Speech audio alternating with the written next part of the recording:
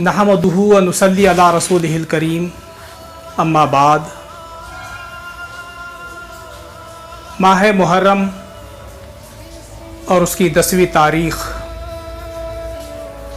जिसमें उम्मत का गम ताज़ा हो जाता है,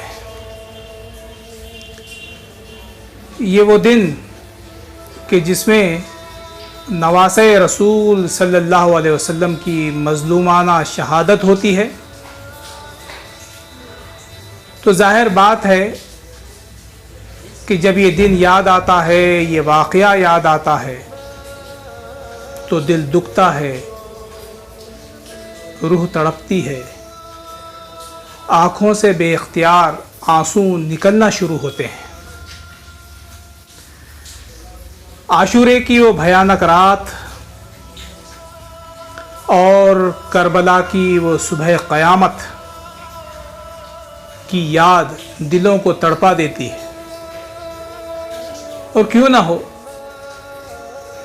यजीद के ज़रिए से, उसके कारिंदों के ज़रिए से नवासे रसूल हज़रत इमाम हुसैन रज़ी अल्लाह ताला अन्हु की ज़ालिमाना शहादत हो और मुसलमान का दिल न तड़पे, उसकी आँख से आंसू जारी न हो, ये कैसे मुमकिन है। 10 मुहर्रम की ज़रा उन क़यामत ख़ैज़ घड़ियों का तसव्वुर कीजिए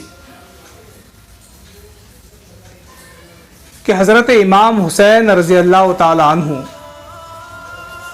दरियाए फ़रात के किनारे प्यास से बेताब होकर पहुँचते हैं। आपके होंठ खुश्क हैं, गला सूखा हुआ है, शिद्दत की प्यास लगी हुई है। फिर मैदान करबला में अपने अजीज़ों, प्यारों और बच्चों की मज़लूमाना शहादत से आपका दिल ज़ख्मी ज़ख्मी है। किसी तरह दुश्मनों के नरक़े से बच बचाकर आप दरियाए फ़रात के किनारे पहुँचते हैं और चुल्लू में पानी भरकर अपनी प्यास बुझाना ही चाहते हैं कि हसैन इब्न नमीर ताक कर नेज़ा मारता है और वो नेज़ा सीधे नवासे रसूल हज़रत इमाम हुसैन रज़ी अल्लाह ताला अन्हु के मुँह पर आकर लगता है और मुँह से खून का फव्वारा निकल पड़ता है। इमाम हुसैन खून को अपने चिल्लू में भरते हैं और आसमान पर उछालते हैं और कहते हैं कि ऐ बेनियाज खुदा, तेरे नबी के नवासे के साथ ये बेरहम, ये संगदिल लोग जो सुलूक कर रहे हैं, इसकी फरियाद मैं बस तुझी से करता हूँ। खूब लड़े हज़रत इमाम हुसैन हक़ की खातिर, बातिल के मुकाबले में, इस्लामी निज़ाम के खातिर गैर इस्लामी निज़ाम के मुकाबले में। मैदान करबला में हज़रत इमाम हुसैन रज़ी अल्लाह ताला अन्हु की बहादुरी बस देखने के काबिल। खूब लड़े। तारीख़ हमें ये बताती है कि लड़ाई में इमाम हुसैन रज़ी अल्लाह ताला अन्हु के जिस्म मुबारक पर नेज़े के 33 वार थे, तलवार के 43 ज़ख्म थे और इन ज़ख्मों के साथ आपने यजीद की भेजी हुई फ़ौज का मुकाबला किया। फिर तीरों के ज़ख्म और दीगर ज़ख्म इसके अलावा थे, फिर भी आप बड़ी जवां मर्दी के साथ मैदान करबला में दुश्मनों का मुकाबला कर रहे थे, हमला कर रहे थे। घोड़े पर सवार थे। जब घोड़ा मारा गया आपका تو پیدل لڑنے لگے۔ آخر شمر لعین نے 6 لوگوں کو اپنے ساتھ لیا اور پوری پلاننگ سے حضرت امام حسین رضی اللہ تعالیٰ عنہ کو گھیرنے کی کوشش کی اور ان 6 لوگوں کے ساتھ مل کر امام حسین پر حملہ کیا۔ ایک بدبخت نے تلوار کا ایک ایسا وار مارا کہ امام کا بایاں ہاتھ کٹ کر نیچے گر گیا۔ پیچھے سے سنان بن انس نے آپ کو ایسا نیزہ مارا جو پیٹ کے آر پار نکل گیا۔ سنان نے نیزہ کھینچا تو اسی کے ساتھ آپ رضی اللہ تعالیٰ عنہ کی روح بھی کھینچتی چلی گئی اور آپ شہید ہو گئے۔ انا للہ و انا الیہ راجعون۔ پھر ایک بہت ہی گندی حرکت، دلوں کو توڑ دینے والی، زخمی کر دینے والی حرکت یزید کی بھیجی ہوئی فوج نے کی۔ شمر نے آپ کا جسم اور سر الگ الگ کر دیا، آپ کے سر مبارک کو کاٹ دیا گیا اور آپ کا جسم مبارک گھوڑوں کے ٹاپوں سے میدان کربلا میں روندا گیا، کچلا گیا۔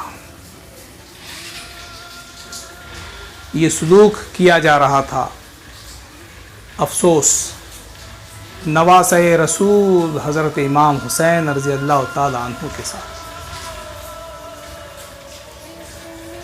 ایک اور منظر میں پیش کرتا ہوں۔ جب ابن زیاد گورنر کے سامنے حضرت امام حسین رضی اللہ تعالی عنہ کا کٹا ہوا سر اس کے دربار میں لا کر رکھا گیا تو وہ گستاخ حضرت فاطمہ کے جگر کے ٹکڑے کے کٹے ہوئے سر مبارک کے ساتھ اپنی چھڑی کے ساتھ اس طرح سے کھیل رہا تھا، کبھی ہونٹوں کو چھیڑتا، کبھی دانتوں کو چھیڑتا۔ ایک بوڑھے صحابی حضرت زید بن ارقم رضی اللہ تعالیٰ عنہ ابن زیاد کی یہ گھنونی حرکت دیکھ رہے تھے کہ وہ اپنی چھڑی سے نواسہ رسول کے کٹے ہوئے سر کے ہونٹوں کو چھیڑ رہا ہے، دانتوں کو چھیڑ رہا ہے، تو ان سے رہا نہیں گیا۔ وہ برداشت نہیں کر سکے، وہ چیخ اٹھے، وہ پکار اٹھے، انہوں نے کہا ابن زیاد چھڑی کو ہٹا، خدائے واحد کی قسم میں نے رسول پاک کے لبوں کو ان لبوں کا بوسہ لیتے ہوئے دیکھا ہے۔ اور پھر یہ کہہ کر وہ بے اختیار چیخ چیخ کر رونے لگے۔ اس طرح کا سلوک امام حسین رضی اللہ تعالیٰ عنہ کے ساتھ کیا گیا۔ اور بھی کئی واقعات ہیں میدان کربلا کے، ابن زیاد کے، یزید کی فوج کے، کہ جس طرح کا سلوک انہوں نے کیا، جو ظلم کیا شہید اعظم پر، وہ دلوں کو تڑپا دیتا ہے۔ آخر حضرت امام حسین رضی اللہ تعالیٰ عنہ نے اپنی اور اپنے نونہالوں کی، اپنے عزیزوں کی شہادت دے کر، اپنی گردنیں کٹوا کر آخر کیا سبق دیا؟ کیا سبق دیا؟ آپ نے یہ سبق دیا کہ حق کے خاطر باطل کے مقابلے میں سر کٹائے تو جا سکتے ہیں، لیکن جھکائے نہیں جا سکتے۔ اس سبق پر ہم سب کو غور کرنا چاہیے کہ حق کی خاطر، سچائی کی خاطر جھوٹ کا مقابلہ کرتے ہوئے، باطل کا مقابلہ کرتے ہوئے، ظلم کا مقابلہ کرتے ہوئے یہ سر جھکایا نہیں جا سکتا، ہاں اسے کٹایا ضرور جا سکتا ہے۔ آپ دیکھیے کہ کوفہ کو جاتے وقت راستے میں ایک مقام ہے بیضہ کا مقام، وہاں پر شہید کربلا نے ایک بہت ہی اہم خطبہ دیا تھا۔ اس خطبے کو سنیے تو آپ کو سمجھ میں آئے گا کہ مقصد شہادت کیا تھا اور حضرت امام حسین رضی اللہ تعالیٰ عنہ یزید کے خلاف کیوں اٹھ کھڑے ہوئے تھے۔ دیکھیے خطبہ کیا ہے، میں آپ کو سناتا ہوں۔ انہوں نے کہا، لوگوں، رسول اللہ صلی اللہ علیہ وسلم نے فرمایا، جو شخص کسی ایسے بادشاہ کو دیکھتا ہے جو ظالم ہے، جابر ہے، خدا کی حرام کردہ چیزوں کو حلال کر رہا ہے، خدا سے کیے ہوئے وعدوں اور عہد کو توڑ رہا ہے، رسول صلی اللہ علیہ وسلم کی سنت کو تہس نہس اور برباد کر رہا ہے، خدا کے بندوں پر گناہ اور زیادتی کے ساتھ حکومت کر رہا ہے، اور پھر اس دیکھنے والے شخص کو غیرت نہ آئے، جو یہ سب کچھ دیکھ رہا ہے، اس ظالم بادشاہ کا رویہ جو دیکھ رہا ہے، اس شخص کو غیرت نہ آئے، نہ زبان سے وہ اس ظالم کے خلاف آواز اٹھاتا ہے، نہ عملی طور پر اس کے خلاف کوئی قدم اٹھاتا ہے، تو خدا کو یہ حق ہے اس رویے پر، خاموش تماشائی پر۔ حضرت امام حسین اپنے خطبے میں کہتے ہیں کہ پھر خدا کو یہ حق ہے کہ وہ ظالم بادشاہ کی جگہ اس کے بجائے اس شخص کو دوزخ کی آگ میں جھونک دے۔ آگے آپ فرماتے ہیں، لوگوں خبردار ہو جاؤ، یہ لوگ شیطان کی اطاعت قبول کر چکے ہیں اور رحمان کی اطاعت سے آزاد ہو چکے ہیں۔ ان لوگوں نے خدا کی زمین کو فساد سے بھر دیا ہے، حدود الہی کو پامال کر دیا ہے، مال غنیمت میں سے اپنے لیے زیادہ وصول کرنے لگے ہیں، خدا کی حرام کردہ چیزوں کو حلال اور حلال کردہ چیزوں کو حرام کر دیا ہے۔ اس لیے میں حق بجانب ہوں کہ مجھے غیرت آئے اور میں ان کی سرکشی اور بغاوت کو حق و عدل سے بدلنے کی پوری کوشش کروں۔ وقت آ گیا ہے کہ مومن حق کی راہ میں جان قربان کرنے کے لیے تیار ہو جائے۔ میں شہادت کی موت مرنا چاہتا ہوں۔ ظالموں کے ساتھ زندہ رہنا خود ایک بہت بڑا جرم ہے۔ میری ذات تم لوگوں کے لیے نمونہ ہے۔ یہ بیضہ کے مقام کا بہت ہی اہم خطبہ ہم سے، ہمارے نوجوانوں سے کیا مطالبہ کر رہا ہے۔ جب اس طرح کے حالات ہم دیکھیں گے تو ہمیں امام حسین رضی اللہ تعالیٰ عنہ کے نقش قدم پر چلنا ہوگا، اس مطالبے کو ہم کو پورا کرنا ہوگا۔ تقریر کرنے والا تو اس وقت خاموش ہو گیا، لیکن اس تقریر کی گونج آج بھی سنائی دے رہی ہے۔ اگر کوئی سننا چاہتا ہے تو وہ سن سکتا ہے۔ آج کے حالات میں بھی یہ خطبہ ہمارے لیے رہنمائی کر رہا ہے، ہمارے ضمیر کو یہ آواز جھنجھوڑ رہی ہے۔ آج بھی آپ دیکھیے، خدا کی اطاعت سے آزاد حکومتیں ہیں، حکمراں ہیں، جو حرام کو حلال کر رہے ہیں، حلال کو حرام کر رہے ہیں، ظلم کے ساتھ حکومتیں کر رہے ہیں، رعایا پر ظلم کر رہے ہیں، خدا ترسی نام کو نہیں رہی ہے، ناانصافی ہے، فساد ہے، آتنک ہے۔ یہ گونج حضرت امام حسین رضی اللہ تعالیٰ عنہ کے خطبے کی یہ گونج آج بھی ہمارے نوجوانوں کو جھنجھوڑ رہی ہے، آواز دے رہی ہے کہ تمہیں بھی اٹھنا ہوگا ظلم کے مقابلے میں، ناانصافی کے مقابلے میں، فساد کے مقابلے میں تمہیں اٹھنا ہوگا حق کی خاطر، باطل کے مقابلے میں۔ کیا یہ مطالبہ حضرت امام حسین رضی اللہ تعالیٰ عنہ کا ہمارے نوجوان یہ پورا کرنے کے لیے تیار ہیں؟ پھر دیکھیے ایک اور بات میں آپ کے سامنے رکھتا ہوں۔ جب آخری مرحلہ آیا حضرت امام حسین رضی اللہ تعالیٰ عنہ کا میدان کربلا میں، تو آپ نے باقی سارے لوگوں کو چلے جانے کو کہا کہ تم لوگ اگر چاہو تو مجھے چھوڑ کر جانا چاہتے ہو اس میدان کربلا سے تو تم جا سکتے ہو۔ تو ان لوگوں نے جو جواب دیا حضرت امام حسین کو، وہ جواب ہمارے لیے مشعل راہ ہے۔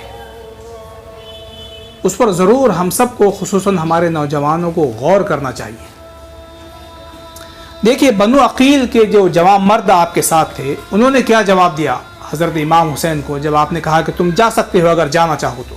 انہوں نے کہا، اے ہمارے سردار، ہم صرف اس لیے لوٹ جائیں کہ آپ کے بعد زندہ رہیں؟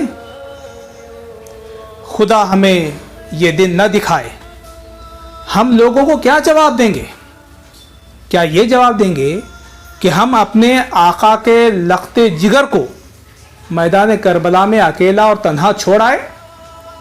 آپ کی طرف سے ہم نے ایک تیر بھی نہیں چلایا، ایک نیزہ بھی نہ مارا، تلوار کا ایک وار بھی آپ کی طرف سے ہم نے نہیں کیا۔ خدا کی قسم یا امام، ایسا ہرگز نہیں ہوگا۔ ہم اپنی جان، اپنا مال اور اپنے اہل و عیال سب کچھ آپ پر قربان کر دیں گے۔